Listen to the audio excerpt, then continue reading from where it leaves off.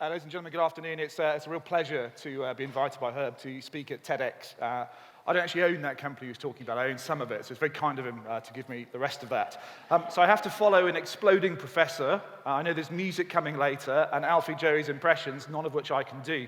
So I'll do my best, but you have had a good session on depression, so that might come in useful sooner than you thought. So, as Herb said, I'm the co-founder and chairman of something called Policy North. It's a think tank. How exciting is that? Well, really, it's just a repository for ideas.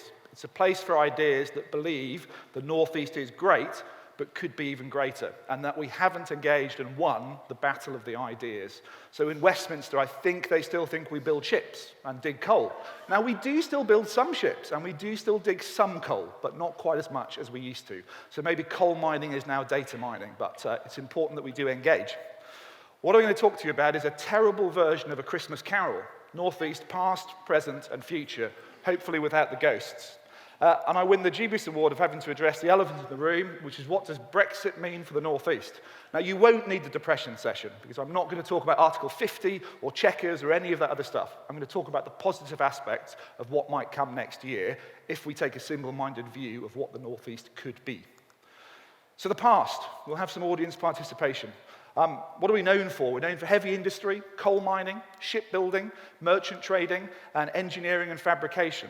It annoys me when those things are said in a negative context. We should not be ashamed of what this region used to do, for it is in that DNA, in that corporate and industrial identity, that the things we do now are born. Because we used to dig coal en masse across Durham and Teesside and Tyne and Wear does not mean that's all we're good for. In fact, it means many of the identifiers in those industries can be translated to the future, particularly in digital, in my sector. We were world leading in wealth creation. At the end of the 18th century, in particular, in the period 1770 to 1805, our GDP per head was not only the greatest in the United Kingdom, it was the greatest in the world. Today, we would rank higher than Qatar. We would be the #1 wealth creator per head. Now, I accept it wasn't particularly well distributed, and it was held by a very small number of people. But we can change the second part. Do I think we'll get back to that position in the world? No, because I'm not insane. But I'm not completely insane. I certainly think we could get higher up that order with a relentless focus on the greater good of the region. World-leading wealth doesn't come without outstanding leadership. And this part of the world, where you're sat today, on the banks of the Tyne, actually in Gateshead, but close enough to Newcastle, you can see it, was an outstanding source of real-world leaders. We need to get back to that. We need a next generation and a generation after that of people who are prepared to stand up, not just for business, but for social mobility, for change, for wealth creation, and really to sell that message that this is a region of passionate people and passionate places, that if it focused with one direction, not the band, that we could do really, really well. Name the people. Collingwood, Admiral Lord Collingwood, former naval officer, probably the least well-known admiral, but there are lots of pubs where you'd have seen his name above the door or on the wall. And Seton Delaval, one of the fantastic listed estates in this part of the world, is much of his doing. Earl Grey, you shout in unison. Earl Grey, not just famous for tea, but famous as a prime minister, famous for personally owning the Great Reform Act of 1832, giving power back to the people. Before that was a popular phrase.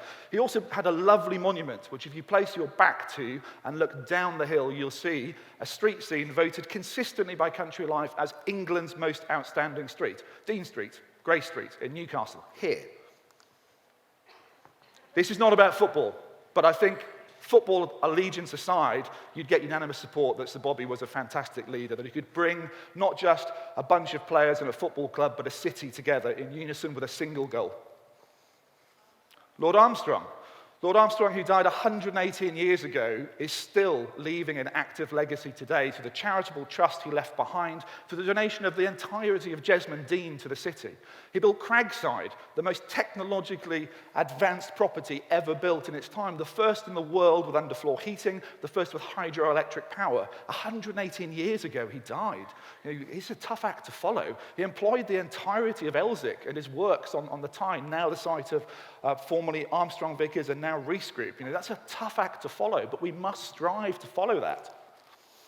Sir John Hall, I've been very lucky over the last 10 years to get to know Sir John very well. He's gruff, he tells you what he thinks, he doesn't care whether you agree, but he built the largest shopping centre in Europe at its time. He ran the largest property development company in the Northeast, and a miner's son from North Seaton in Ashington, bought the Marquis of Londonderry's stately home in Teesside. That's social mobility. Who's done it since? Not enough people, I would suggest. Grace Darling, leadership in a physical sense. Like lighthouse owner's daughter going out into rough seas to rescue people off the Farne Islands and sea houses. Emily Davison of Morpeth, only 2 weeks ago, a statue was finally unveiled. She was a suffragette. She was a leader in social change. She died for her cause, killed by the King's racehorse at a derby. I'm not suggesting you take her advice literally. Where are we today? We've got the highest rate of technology startups outside of London, according to a Santander survey in 2016. We saw a 70% rise in the formation of those companies in the year between 2016 and 2017, according to a study this year by RSM. We have the early stages of a coalescence of the Northeast as a tech hub in all senses of the digital word. North of Tyne devolution, Newcastle City Council, North Tyneside, Northumberland County Council coming together in March next year as a single combined authority to make joined-up decisions on the future of our children's education, on transport, on skills, and on investment. Tees Valley Mayor. No one said it was possible. No one would have believed 2 years ago that the southern half of the region would come together behind a single mayor for collective investment. And I think in the 13 and a half months that Ben's been doing that job, we've seen a redevelopment of the SSI site and much more to come. Carbon capture, the government's acceptance of Policy North's proposal that Teesside should form the Great North Freeport, a free trade zone that will create 30,000 jobs in the supply chain and £1.3 billion of new GVA. That's progress. We need more. There are some truly excellent businesses, not in a local sense, in a national and international sense, based here. Partner Eyes, formerly Performance Horizon at the bottom of Fourth Banks, has had hundreds of millions of dollars of investment from really hard-nosed, tough US VCs who don't invest for fun, they invest for returns. True Potential in Newburn, probably the biggest business you haven't heard of. Today, valued at least $1 billion, with £10 billion of funds under management. A fintech business completely changing how pensions and savings are administered for ordinary people. VisualSoft, which is a world leader, an early leader in e-commerce solutions, that's had a tough time, but has just recently posted a 40% growth in top-level turnover, with a new office opening in Newcastle and a head office in Teesside. That's fantastic for the region. That company is known around the world. Reese Group, the modern incarnation of Lord Armstrong's Elsic Works, also housing Reese Innovation, really looking to incubate a whole new generation of not just manufacturing, but technology businesses. Zero Light, if you're into cars, a business that was in the computer games industry that pivoted and is now world-recognized for augmented reality, appointed by Audi and Pagani Zonda to be the visualization provider for all of their new cars. A fantastic business that Darren and his team run. Scott Logic, a really niche software business that powers trading and financial services platforms around the world with clients like UBS and Credit Suisse, really big companies, and they're from here. Those companies are based within a mile of where you sit, and they're run by fantastic people. Challenges. Opportunity is not without challenge. We have a high failure rate. So as I started by saying we had the highest rate of startups outside of London, that is true. We also have the highest failure rate of those businesses between 3 and 4 years after they're founded. Why? Well, I think it's probably linked to a lot of dependency on soft European Union investment via programs such as Jeremy 1 and Jeremy 2. The reason is when they stop investing, some of those businesses aren't real. They're umbilically dependent on that cheap money. And when that cheap money is taken away, they fail. That does no one in this room or no one in this region any favors. If the key performance indicators are job creation, they will fail. Wealth creation, if you're a subscriber to trickle-down economics, wealth creation is what's important. Job creation penalizes the technology industry. We grow turnover disproportionately quickly to we grow headcount. So headcount's the wrong measure if you want to grow a light, agile, high-growth economy. We lack a robust accelerator. That is not meant with any disrespect to accelerators that have gone before, but you have to be tougher. You have to say, you 3 guys and girls are great, this idea is rubbish. Put it in the bin, go and have another one, come back, we'll invest in that. We don't do that enough. We say, here's 100 grand, best of luck, and then we look shocked a year later when they have no money left. We mustn't do that. We tarnish a whole generation of future entrepreneurs by investing in rubbish. Talent attraction and retention, I actually think we're improving here. This is a fantastic part of the world. I'm sure most of us live here.